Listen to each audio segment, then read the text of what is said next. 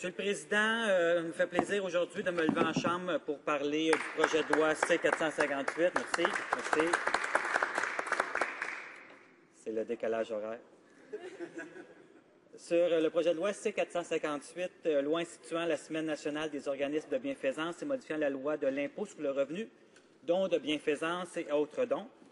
Alors, tout d'abord, je veux dire que les néo-démocrates vont appuyer ce projet de loi en deuxième lecture, loi instituant, bien sûr, la Semaine des organismes de bienfaisance, comme je le mentionnais. Cette loi-là a deux points principaux. Premièrement, elle modifie la loi de l'impôt sur le revenu afin de prolonger de 60 jours suivant la fin de l'année d'imposition la période éligible pour un crédit d'impôt pour les dons aux organismes de bienfaisance pour cette même année d'imposition. Et ensuite, elle institue une semaine nationale des organismes de bienfaisance qui serait la dernière semaine de février. Alors, comme je le mentionnais, nous appuyons ce projet de loi-là en deuxième lecture afin qu'elle puisse se rendre en comité.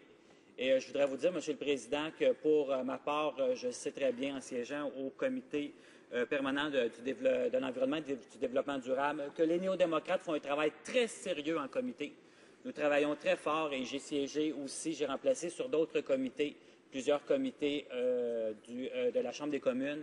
Et je peux vous dire que les néo-démocrates sont des gens qui travaillent en comité d'une manière exemplaire. On fait un travail très sérieux.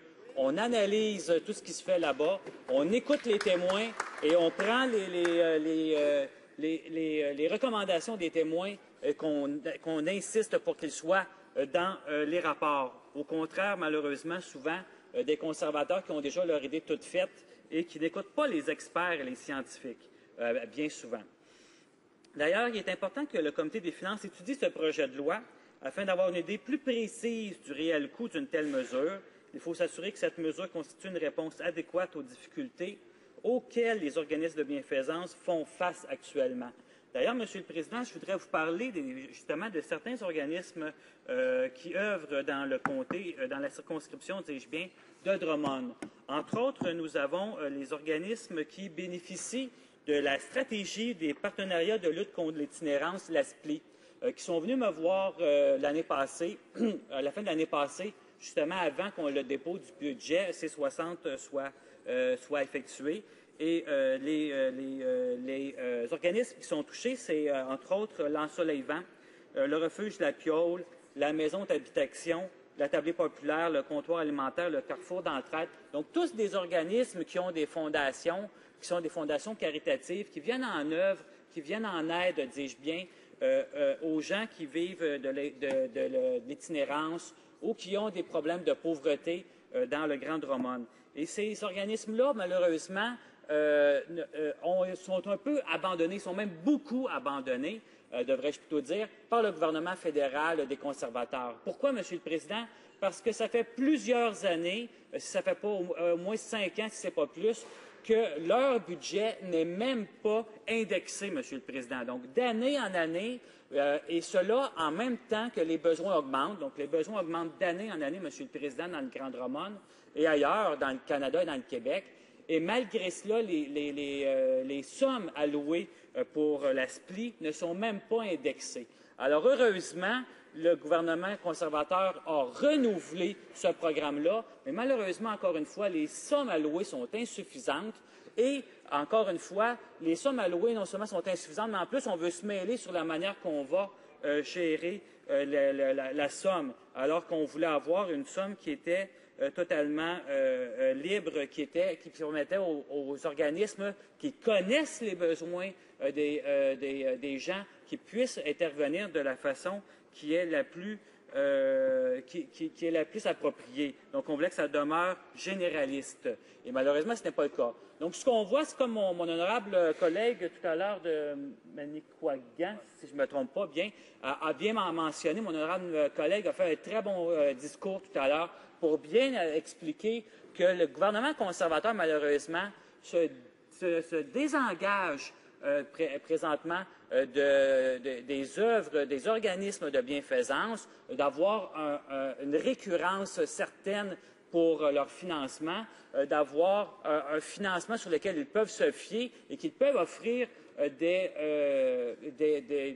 aides appropriées et aussi auxquelles le gouvernement fédéral peut leur demander des comptes.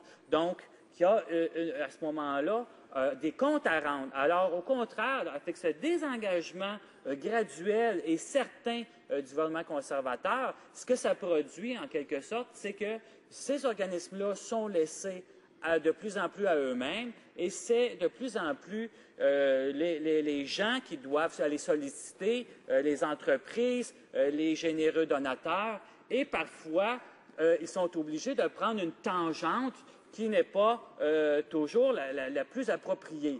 Et cela peut avoir des résultats qui peuvent être discutables ou questionnables.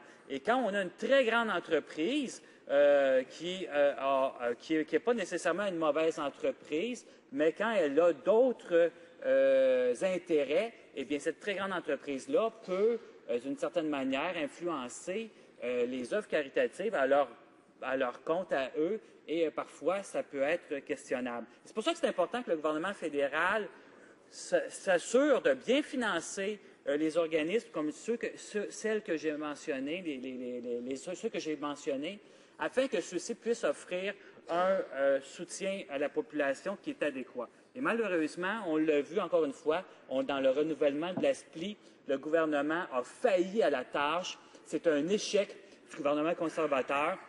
Oui, il a renouvelé le financement de la SPLI, mais malheureusement, il n'a pas gardé la SPLI généraliste comme nos organismes en Drummond ont demandé et ils n'ont pas indexé la somme du financement comme il l'avait demandé. Et on va être encore obligé dans quelques années de redemander une récurrence là-dessus. Et je voudrais d'ailleurs mentionner que mon honorable collègue de Hochelaga-Maisonneuve fait un excellent travail pour défendre le logement social et je voulais la remercier pour son excellent travail.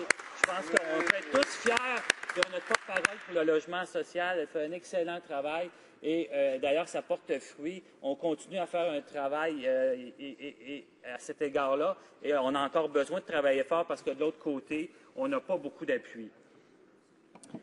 D'ailleurs, je voudrais mentionner les autres belles initiatives de tous les organismes de bienfaisance à travers le Canada qui luttent contre les inégalités sociales. Ce sont vraiment des parachutes importants pour aider nos concitoyens, justement, à atterrir et à leur permettre de les soutenir durant les moments difficiles. Et c'est vraiment essentiel. Malheureusement, comme je le mentionnais tout à l'heure, nous croyons que le NPD, que la majorité des Canadiens, qu'il faut éviter la déresponsabilisation de notre État et que nos politiques sociales doivent se conjuguer aux actions des organismes de bienfaisance. Donc, on doit les appuyer et on doit les appuyer d'une manière plus solide.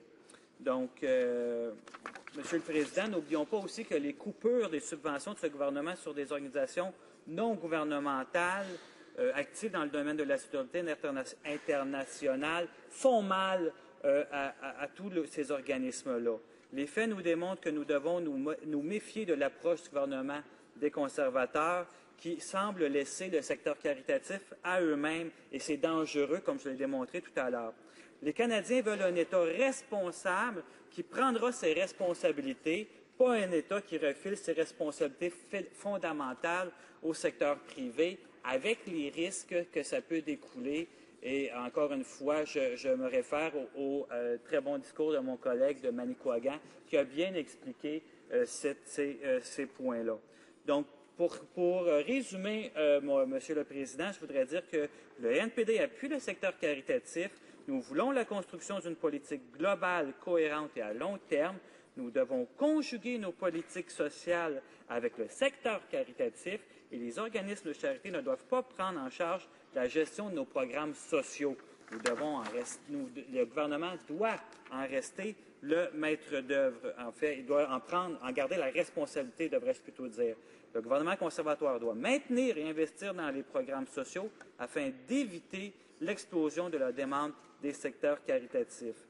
Et à cet égard-là, je voudrais dire, Monsieur le Président, qu'il y a d'autres organismes qui ont été coupés.